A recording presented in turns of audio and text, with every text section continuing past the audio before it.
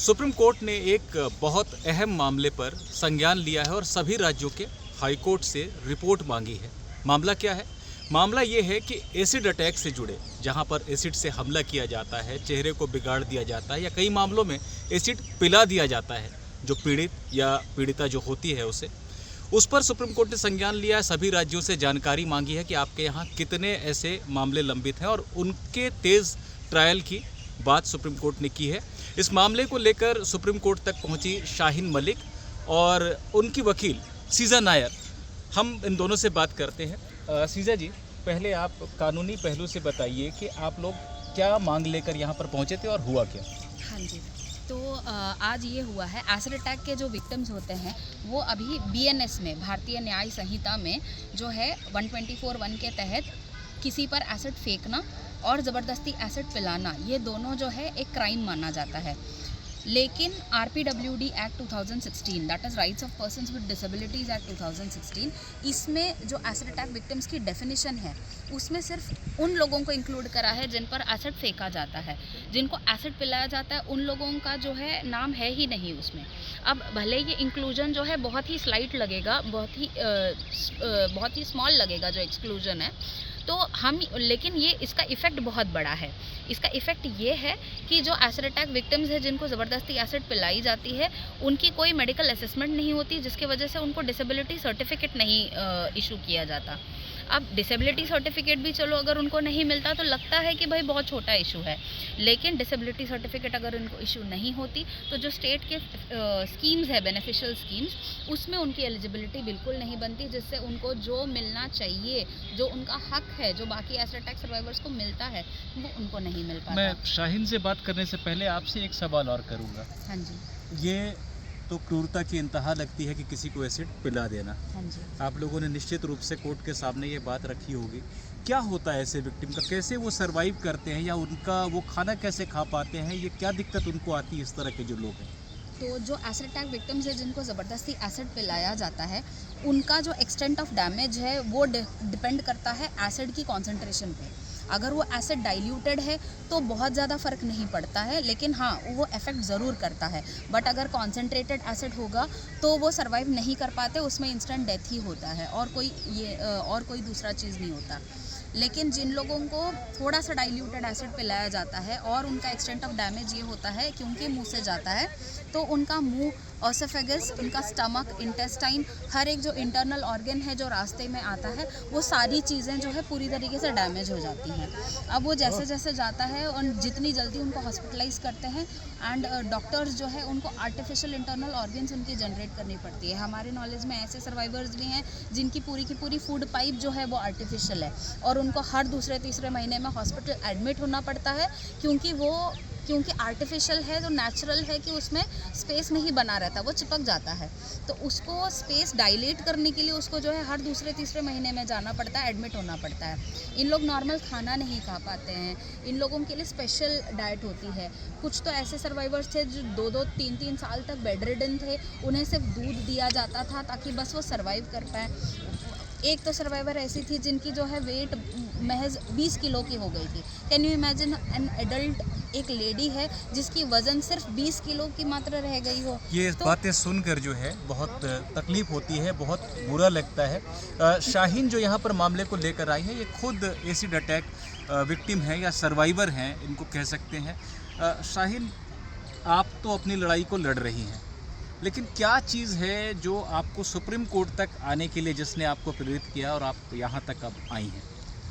मैं 2013 से acid attack survivors के लिए काम कर रही हूँ। तो पहले मेरी नॉलेज में भी यही था कि सिर्फ चेहरे पर एसिड डाला जाता है, डिसफिगरमेंट होता है, उन्हीं के लिए काम करना है।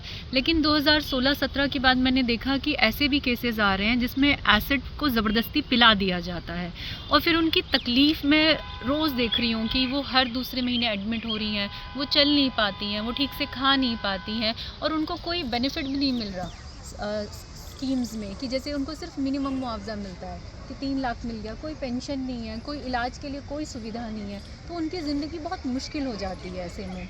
और हमारी संस्था है ब्रेव सोल्स फाउंडेशन, जो एसिड अटैक सर्वाइवर्स के लिए काम करते हैं। तो हमारे पास केसेस आते हैं, 300 से ज़्यादा एसिड अटैक सर्वाइवर्स के लिए काम कर रहे हैं और हमने ये देखा कई स्टेट में इस तरह के केसेस हो रहे हैं। तो उनकी आवाज़ को सुप्रीम कोर्ट तक लाना बहुत ज़रूरी था ताकि उस पर संज्ञान लिया जा सके और उनको भी डिसेबिलिटी के बेनिफिट मिल आज सके। हम लोग इस सुनवाई को देख रहे थे, सॉलिसिटर जनरल मौजूद थे कोर्ट में और उन्होंने कहा कि इसको हमको कंसिडर करना होगा, हम करेंगे। तो ये आपको एक लगता है कि सही दिशा में जो आप सोचकर यहाँ पर आई थी उसको अचीव करने की दिशा में आप लोग बढ़ रहे हैं, ऐसा आपको उम्मीद बंधी आज? मुझे ऐसा लगता है कि जुडिशरी में बहुत पावर है अगर उसे इस्तेमाल किया जाए तो आज मैंने वही देखा।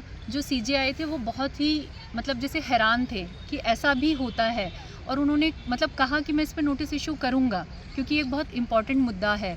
और फिर जब अगर सीजीआई इतने पॉजिटिव हैं तो सॉलिसिटर जनरल ने भी हमें पॉजिटिव रिस्पॉन्स ही दिया, मतलब वो और क्या बोलेंगे। जो लोग आपको शाहीन सुन रहे हैं इस समय इस इंटरव्यू के ज़रिए, वो ज़रूर जानना चाहेंगे कि शाहीन की अपनी खुद की कहानी क्या हुआ था आपके साथ, कैसे आप इसके शिकार बनी? तो 19 नवंबर 2009 को शाम 6 बजे जब मैं ऑफिस से निकल रही थी तब मेरे पर एसिड डाला जाता है मेरे चेहरे पर, जिसमें मेरी दोनों आंखें डैमेज हो जाती हैं। ऑफिस क्या काम करती थी आप? मैं वहाँ पर एज अ स्टूडेंट काउंसलर काम करती थी और दोनों आंखें डैमेज हो जाती हैं और मेरी अब तक 25 से ज़्यादा सर्जरी हो चुकी है। तो मैंने अपनी लड़ाई लड़ी और क्योंकि 2009 से 2013 तक पुलिस ने कुछ नहीं किया, डेलिबरेटली नहीं किया, क्योंकि ये किस शहर का मामला है और ये क्यों आपके साथ ऐसा किया गया? पानीपत हरियाणा का मामला है। और मुझसे जहाँ पर मैं काम करती थी जो मेरे बॉस थे वो मुझसे एडवांटेज लेना चाहते थे। उनकी जो वाइफ थी वो मुझसे जेलस फील करती थी और कुछ और स्टूडेंट्स को इन्वॉल्व करके उन्होंने ये अटैक प्लान किया। तो लेकिन क्योंकि वो वहाँ उनका इलाका था, मैं तो दिल्ली की थी, उनकी इन्फ्लुएंशियल पीपल थे वो, तो उन्होंने 2013 तक इस केस में कुछ नहीं हुआ।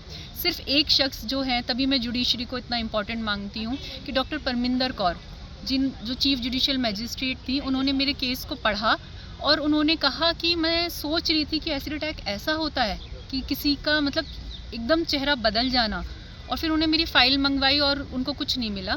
तो उन्होंने तब मेरे केस में रीओपन करवाया, क्रिमिनल केस। ये डॉक्टर कौर पर पानीपत की ही थी जज? ये उस टाइम पर चीफ जुडिशियल मैजिस्ट्रेट थी पानीपत में। आज ये हिसार कोर्ट में एडिशनल सेशन डिस्ट्रिक्ट जज हैं, फैमिली कोर्ट में।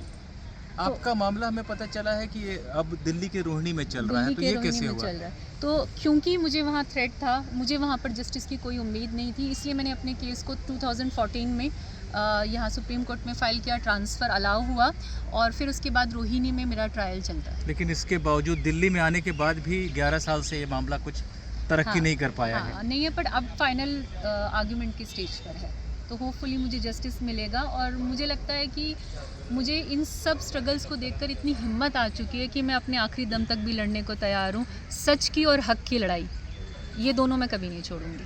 मामले में अगली सुनवाई 4 हफ्ते के बाद होगी? जी, अभी यही कहा है सीजीआई ने कि 4 हफ्ते के बाद सुनवाई होगी और हम बहुत पॉजिटिव हैं। तो हम न सिर्फ शाहीन की बातों को आपको सुना रहे थे, बल्कि हम खुद भी सराहना करते हैं कि किस तरह का इन्होंने संघर्ष किया है, किस तरह का हौसला दिखाया है इन्होंने, और सिर्फ अपनी लड़ाई नहीं लड़ रही है। ऐसी तमाम महिलाएं या पुरुष भी जिनको एसिड पिला दिया गया है और जिनको डिसेबल भी नहीं माना जाता, जिनको कोई लाभ भी नहीं मिलता, उनकी लड़ाई लेकर सुप्रीम कोर्ट पहुंची हैं और इनके लिए भी जो न्याय जो रुका हुआ है 16 साल से, उसमें भी और तेज़ी आने की संभावना बढ़ी है। और शायद न सिर्फ उन लोगों को न्याय मिलेगा या उनका दर्जा बढ़ेगा, डिसेबल्ड का दर्जा मिलेगा जिनको एसिड पिलाया गया है इस मुकदमे के ज़रिए, बल्कि ऐसे तमाम लोग जिन पर एसिड डाला गया है लेकिन मुकदमा रुका हुआ है, कहीं ना कहीं वो चल नहीं रहा है, जैसे इनका ही मामला 16 साल से आगे ठीक से बढ़ा नहीं है, उनको भी अब जस्टिस मिलने की, न्याय मिलने की संभावना बढ़ेगी। क्योंकि सुप्रीम कोर्ट ने सभी हाई कोर्ट से ब्यौरा मांग लिया है कि उनके यहाँ कितने ऐसे मामले लंबित हैं और उनको लगातार सुन के उनका निपटारा क्यों नहीं किया जा रहा है। तो शाहीन को बहुत बहुत बधाई और शुभकामनाएं।